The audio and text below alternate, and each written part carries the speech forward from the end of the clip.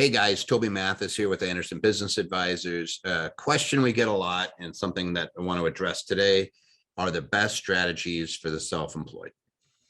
So first off, if you are self-employed, understand that if you do nothing, there is a default designation for that type of income. Let's say you're 1099, you're making money, you're running your own plumbing company and you're making money.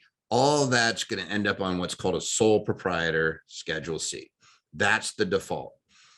The default is all of that money is going to be subject to something called Social Security or self-employment tax. In fact, you're going to have to file a Form SE for self-employment tax. That is old age, disability, and survivors insurance and Medicare. It adds up to 15.3% on every dollar. It phases out on a portion of it. The OADSI, the old age disability and survivors insurance, is going to phase out at about $140,000. And it might be coming back depending on what the Biden administration does at $400,000, but it phases out for the most part. And then you have Medicare going on at 2.9, continuing on per infinity on that one, on every dollar you make. Now, here's the downside of just doing the default.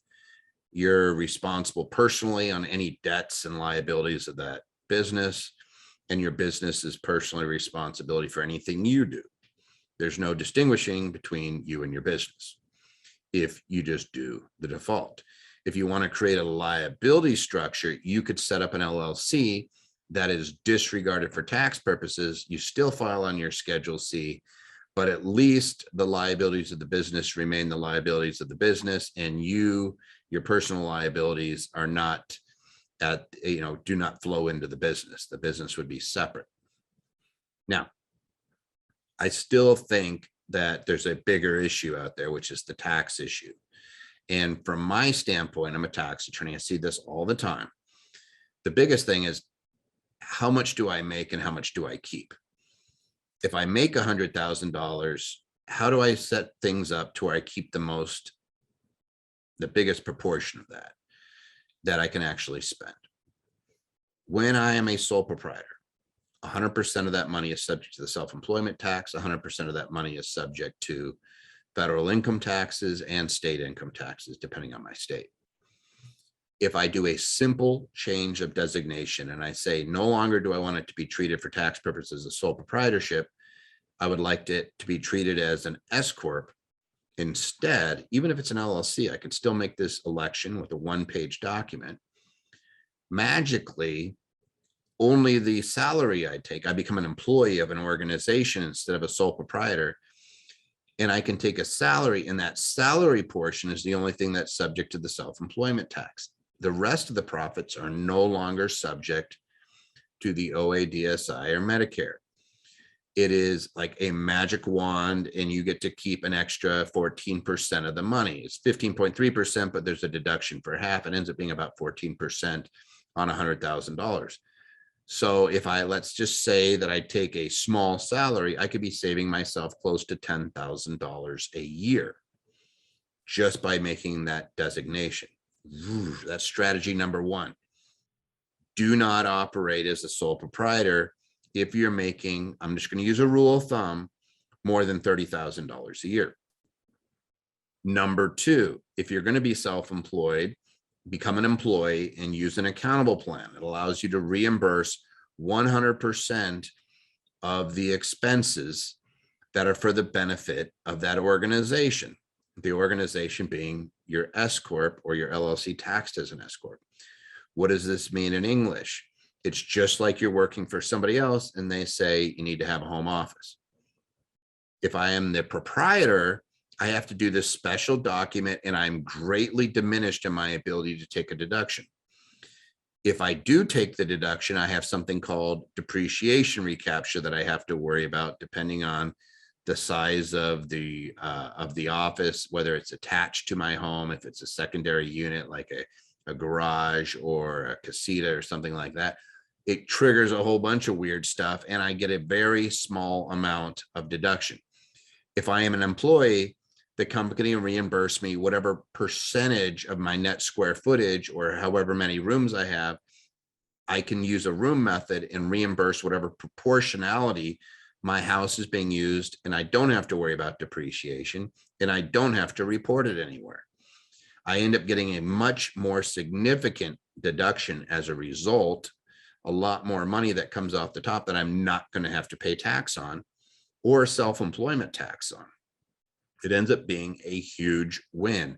We see that it's about 6 to 10 times as much of a deduction using the reimbursement method versus the home office method. So it's much better to be an employee of an organization. I don't have to worry about which portion was used for business and which portion is used for personal if I am being reimbursed from my employer organization, the S Corp, for the employer to use like things like my cell phone, my data plan, even portions of my internet, even portions of my home, representing portions of my real estate tax that may be phased out from the SALT deduction, state and local taxes. Maybe there's a cap on it. And if I'm not getting to take the full amount, then this is another benefit that comes out, is that I can reimburse the portion of the business use, that percentage. Let's say I'm using 25% of the net usable square footage as a big office. I can reimburse 25% of even my real estate taxes, my internet, even the maid, if I have a maid or house cleaner that comes in and cleans up my house, all those things become reimbursable, that employer's portion.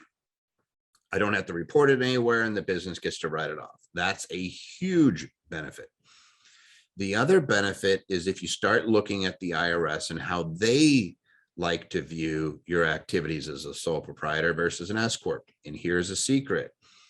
Your chances of being audited as a sole proprietor are about 800% higher. If you're making $100,000 a year, it's 1.6% audit rate.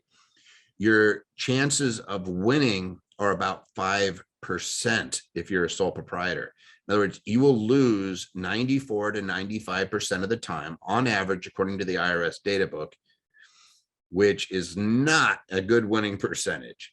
If you are an S Corp, your audit rate is 0.2% instead of 1.6. So it's an 800% difference, or 8 times difference, however you want to look at it.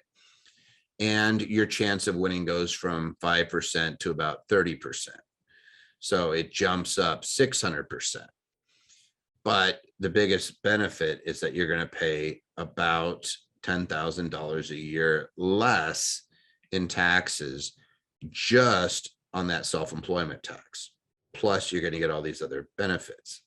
That's a huge one. So the audit rate is significantly higher. Your losing rate is significantly higher when you're a sole proprietor, and you have to pay more in taxes. It's like a triple whack, right? We don't like that. No. We don't like the sole proprietor.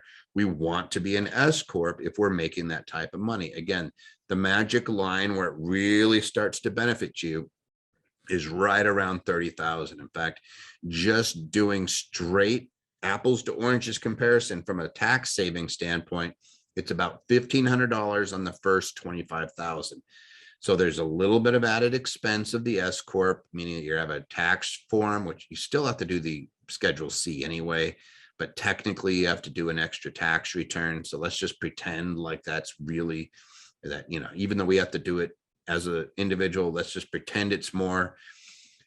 We have to set up a organization. So we're going to be setting up an LLC or a corporation, whatever that might be. I'm going to save $1,500 a year being the S Corp, even at 25,000.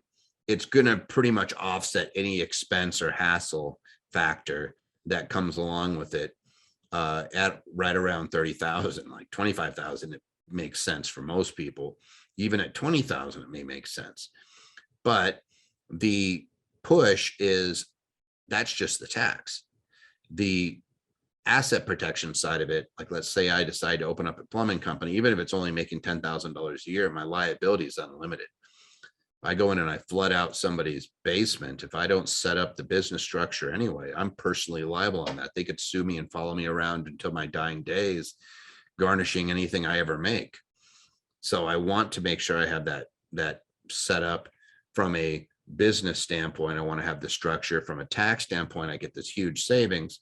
And then the other benefit of operating as a business, period, is putting together that 401k and attaching to it so I can defer the taxes on the revenue that I'm making. So if I make money, and let's just say I'm making $100,000 again, I'm paying myself, let's say $30,000 a year in wages, I could defer the first 19,500 if I'm under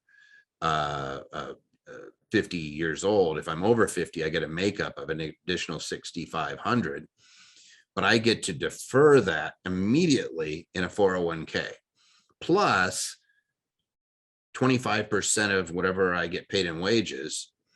So in this case, 25% of 30 is what, 7,500. The company can put 7,500 into my retirement plan as well. So there's this added benefit. I could be really putting in more money. Let's say I'm over 50. I could put away more than $30,000 off of taking a $30,000 salary. So I could defer more than what I'm actually taking into a 401k. And that, if your mind just exploded, that's a good thing, because that's a huge benefit. That's how powerful it is. Now I still have the rest of the profit that's flowing down, and I do have to pay the self-employment tax. Even when I'm using, if I'm deferring employee wages, I still have to pay the self-employment tax on, or the employment taxes on that first, Social Security taxes, there we go, on that first 30,000. I'm still paying it, no matter, even if I'm putting in a 401k. But then that other $7,500, I'm not worrying about. That profit that flows down, whatever after those deductions. So in this case, I just put $30,000 in wage, 7,500. So the whatever the 37.5 minus 100, whatever that is, plus what I would end up getting to take out, I'm going to pay tax on that. It's going to flow down to my return. I still get my standard deduction, which this year's, let's say it's 24,800 for my family. I get a standard deduction as well. So next thing I know, I'm not really paying much in taxes at all running this business, as opposed to if I just let the 100 hit me, I'm going to have some tax on it. I'm probably going to be paying close to 25-30%. So I'm really going to lower my tax bill significantly if I'm doing this, running it as a S corporation from a tax standpoint and using a 401k. They're so potent. Yes, it's in a 401k. Yes, it's deferred taxes. I can continue to invest that. No, I can't just take it and spend it. If I'm an emergency, I can still access that money. If I'm smart, I might borrow half of it back out over a 5-year period at federal AFR rates, which are really, really low.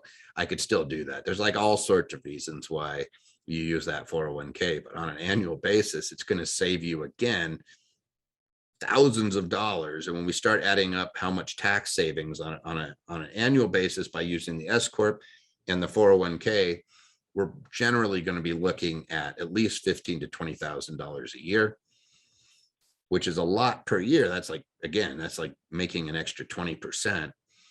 That's a really good return just by filing a tax designation and using a retirement plan. Those are the tax benefits for setting up and operating as a self-employed person, as opposed to just W-2. You're kind of at the mercy of wherever you're working, and you're at the mercy of whether or not there's a 401k and how much I can contribute, and is there a match and all those things. But when I'm self-employed, I am in control, baby, and I can absolutely take advantage of these things, and I could choose what's in my best interest, and you can get a ton of benefit out of it. So that's the best way I'm going to make sure that I'm getting it. Those are the best tax strategies for the self-employed.